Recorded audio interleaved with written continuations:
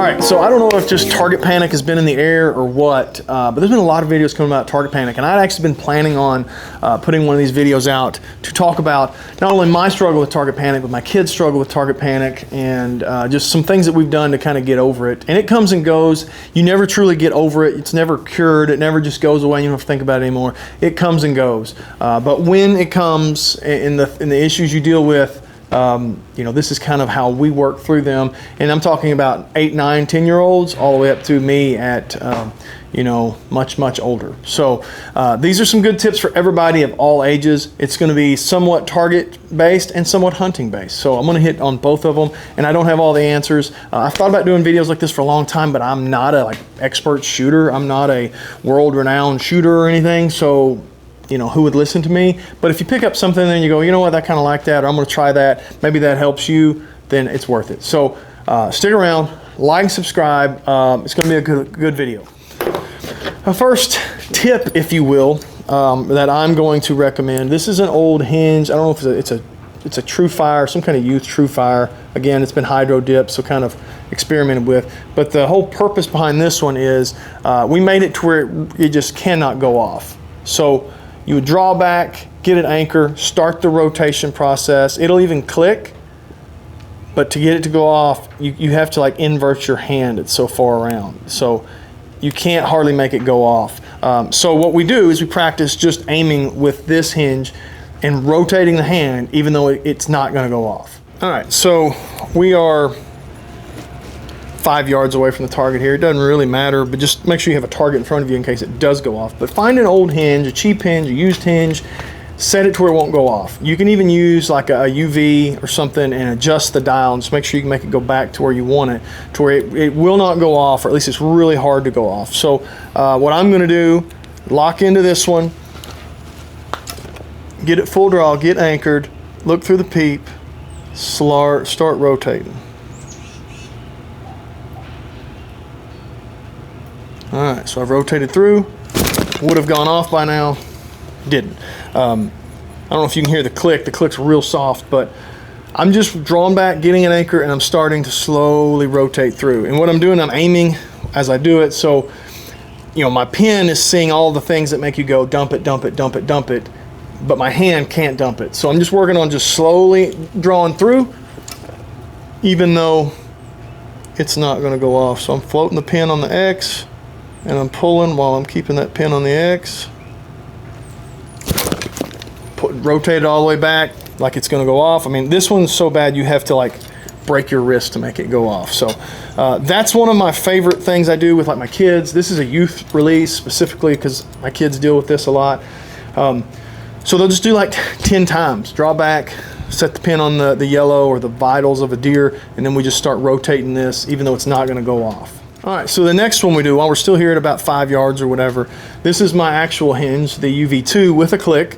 And what I'm gonna do here, I'm gonna get to the click slowly and then let down. So the idea is being able to kind of move slow, and if you can control to click versus pass click. Because what a lot of people wanna do if they're dumping a hinge or a thumb button or anything is it's just aim, aim, aim, and then flip. Aim, aim, aim, flip the wrist. Aim, aim, flip the wrist. And it goes click fire, click fire, click fire. To prevent that, we're gonna get in the habit of getting to the click, and then we're gonna super focus on from click to fire. We're gonna super slow down, slow motion. So all we're doing is aiming at yellow, keeping pin on yellow, get to the click, maybe take a breath at the click, and then let down. So I'm anchored in, floating over yellow, click, take a breath, let it down. Oh, arrow went. So I'm gonna do that maybe 10 times in a row. And you can do it at 20 yards, it really doesn't matter. 20 yards would probably give you a better realistic setup, but if you're trying to train your mind to see that pin float in the yellow while getting to that click and hearing that click in your ear, you might wanna be closer because you're gonna see that pin float in the yellow a little more. So let's do that one again. So if you or your kid or if a buddy or something, if you see them, whether it be a stand clicker thumb button or a hinge, if you see them get to that click and then they all shake, everything shakes, that would be a good time to be hey, try this, go home and do some of this. So again, get to anchor, pin on the yellow, rotate to click, there's the click, hold, breathe, let it back down. We don't want to go ahead and shoot these. We just want to get in the habit of getting to the click and it not being an immediate dump the arrow where, you know, the arrow's hot, let it go. So we want to get in the habit of being able to hear that click and let our mind know, like, it's all good. Don't freak out, just relax. And that's kind of what we're trying to do. Click doesn't have to mean panic or fire. So those two are pretty easy to do. They're not anything super hard. I do those with kids, my own kids, myself. Just a few simple things about drawing, anchoring, and feeling that motion of the hand and hearing it. If you were using the stand clicker with the thumb, I would get to that motion and then I would hear that click, and then all right, take my thumb off and let down. Same thing with the index. So let's grab an index. Index release, same thing. I don't have a click on this one, but I'm gonna make it move and then I'm gonna let it down. So I just wanna feel that, like the slow movement of my index finger, just a little bit, because I don't know how hot this is. It's probably pretty hot. And then I'm gonna let it down. So you may not even see this movement, but I'll feel it. I'm gonna get on the yellow. That was a pretty hot release. We'll do that with a thumb button. But obviously I would slow this one down a little bit. This is one that I hunted with and it's just been slammed for forever. Hence why I don't hunt with it anymore. All right, so same thing with a thumb button. I would really slow this one down. Again, this one's been set up for hunting, but I would take these adjustment screws and make it really cold so that I could get more movement out of it. This one's pretty hot, I'm sure. If I've been hunting with it, it's pretty hot. But I'm gonna wrap, start the movement. Like I said, pretty hot. Start the movement, and then I'm gonna let down. So this one and the index, I should really back them out, make them a little colder. So a couple aiming tips that I tell my kids to kind of help them with target panic and just dumping the release is, I don't really care if they come in from the top with their pin, or if they come in left, or if they come in right, or up from the bottom. I don't really care, as long as they cross it once and then come back to it, and then they start their shooting motion, whether that be with a hinge, they're starting to squeeze and rotate that ring finger, or if it's a thumb button, they're starting to squeeze that hand together, or an index finger, they're going to start that pull through the wrist strap. Whatever motion they're going to go with, they don't start it until they've crossed the center of the X and they come back to it. And then we're going to start. What I don't want is just drive by, bang, trying to time that right every time. It's nearly impossible. So plus it gives them a little bit of a relief of anxiety once that pin crosses the center. It's like, okay, all right, I didn't shoot it, so that's a good sign, that's a good thing. Now we're gonna come back up to it and we're gonna start slowing down. And you don't want it to just be cross, bang. You want it to cross and then kind of just relax, and we're gonna move around in here and then it's gonna go off. But it definitely helps stopping drive-bys of coming in and bang. If you can cross it one time, all right, now I'm gonna start my sequence of squeezing, pulling, rotating, whatever you're doing as you come back up. So that's a big thing. Just knowing, like, all right, I'm not shooting this first time through. All right, good, and then I'm gonna come back up. So with the target bow now, but same concepts apply. I am 11 yards away from the target. Why am I not farther or closer? Well, I've got a boat to my right, so this is as far as I can go back with this boat here. And I'm shooting at my target just outside the shop door over there. And I could put it back further, and I will, but I think one thing that's good to do with targets or with any kind of deer hunting type stuff as well, get really good at 10 and 15 yards. Not only will that give you some confidence to then back on up to 20, 30, 40, whatever, but if you're shooting, like, so I'm shooting a Vegas round here, I'm going to shoot, I want to get good, really good at 10, and then I want to get really good at 15, and then I want to get good at 20. It helps knowing that you can do this. You can shoot a 300 at 15. It's only 5 more yards, back up a little more, and then do the same thing. So I'm just shooting a Vegas round at 10, and then I would do 15, and then I would try to go to 20 once I got good at 10 and 15. The X's are bigger at 10 and 15, so the pin stays inside there a little better. You should grab more X's, grab more 10s, so you can kind of keep score.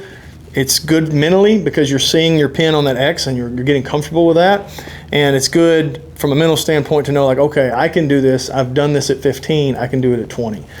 So I'm kind of working on this new hinge here. This is the Ibex hinge with no click. I'm kind of getting comfortable with that. I don't have a good mark for 10, but I would make a mark for 10 on my sight tape. And then, so I would have not only a 10, a 15 mark, I would have a 20 mark as well on this sight tape so that I could practice at all the different distances.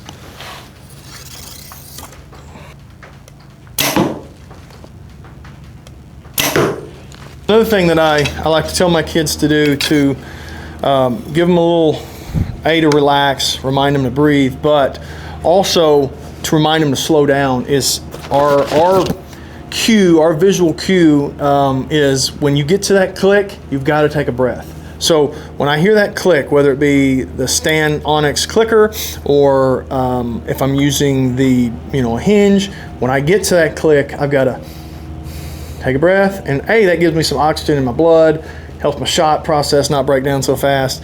B, it slows me down so I don't go click fire, and that's what I don't want.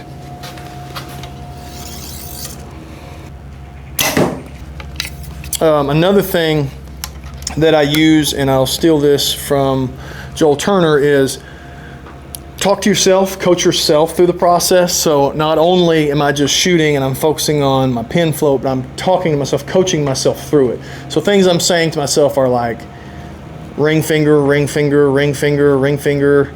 There's a click, take a breath, ring finger, ring finger, ring finger. Whatever your process is that you need to talk yourself through, those are the kind of things that you've got to coach yourself. He says know why you're doing what you're doing. That's kind of what we're looking for. Another good drill that I like to do with kids, especially who don't understand, when you tell them, you can't just tell someone move slower, move slower. They don't like, how slow do you want me to move? They get frustrated because they don't know what is too slow, what is too fast. So what I do, and I, again, stealing this from Joel Turner, have them shake your hand. Say, squeeze my hand as fast as you would squeeze it to get to the click. And then they'll start squeezing your hand. 99.9% of the time it's too fast. Tell them that's too fast, do it again. So you do it again, and they squeeze slower this time. You go, good. And then while you're still holding their hand, squeezing their, shaking their hand, squeezing their hand, you say, all right, now squeeze it as fast as you would move from the click to the fire. And then it's got to be even slower than the first handshake. So that from the anchor to click is slow. And then from click to fire, it's even slower. And you're squeezing hands as you do it. That's a visualization for them as a kid to go, okay, that's what he means by how slow I need to move my release. All right, so another thing to add is don't always just shoot dots and don't always just shoot 3D. Like, you've got to mix it up. If you just shoot dots, over time you get your brain just gets used to it, and it gets to be that target panic starts building in. You don't notice it, and a month, 2 months into it, into like indoor season, you're like, man, why can I not? I just can't bring myself to get the pin in the X, or I can't move through it, or every time I see it, I dump it. Go shoot some 3D. Put a deer target up in front of it and shoot the kill zone, or where you think the heart is on that 3D target. Still going through your shot process. You're still doing all the things you should do, the coaching part of it, but you're not focused on like, I've got to hit this dime size X.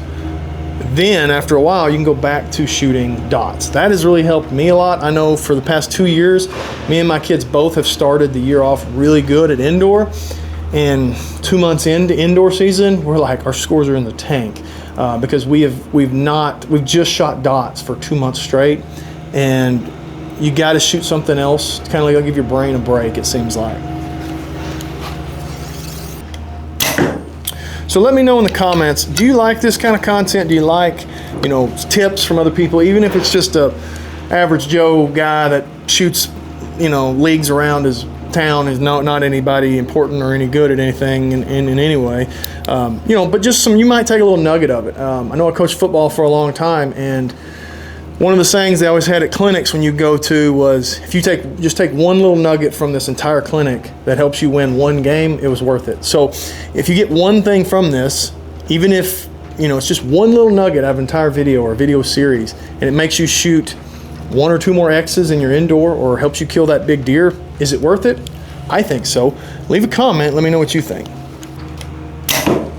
So another thing that I do and I like and I've kind of picked up over the years is I shoot bare bow sometimes. So I'll take all the weights off, and you can see I only have 2 ounces in the front and 3 in the back. So this bow's pretty light.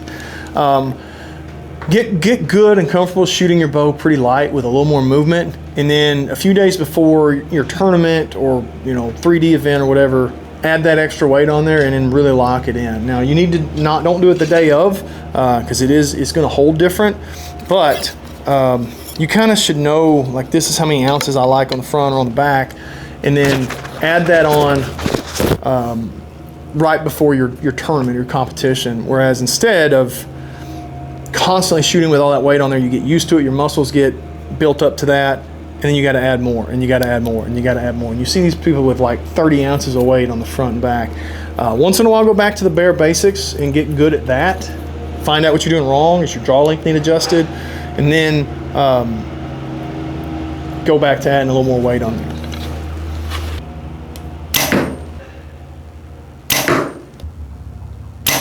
One of the last tips I've got is to maybe take your lens out. I know it's kind of gotten to be the thing, like, oh, if we shoot indoor, if we shoot in the pro division or whatever the upper division is, open division, we have to have an 8x lens and a clarifier and a peep, or verifier and a peep, or we're not going to be able to shoot as good. Again, it's like a free throw. Everybody does it a little different. I found that I shoot better without the lens, without the being able to see the exact lines or the exact X, and being, when you cross over it, you dump it. So I would try it without it and see if it helps. I know it'll help with anxiety with the pin float.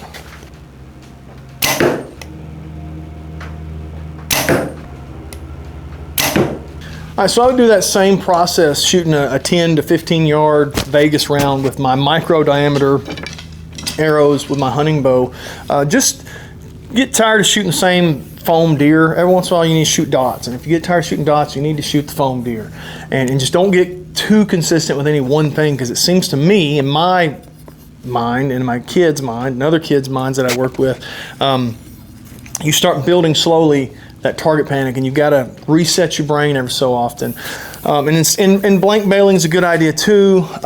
It's just boring, and so when you're trying to get a kid to blank bail, they're just going to go pump, pump, pump, pump, pump, pump, pump, and just to get it done and go, all right, we did it.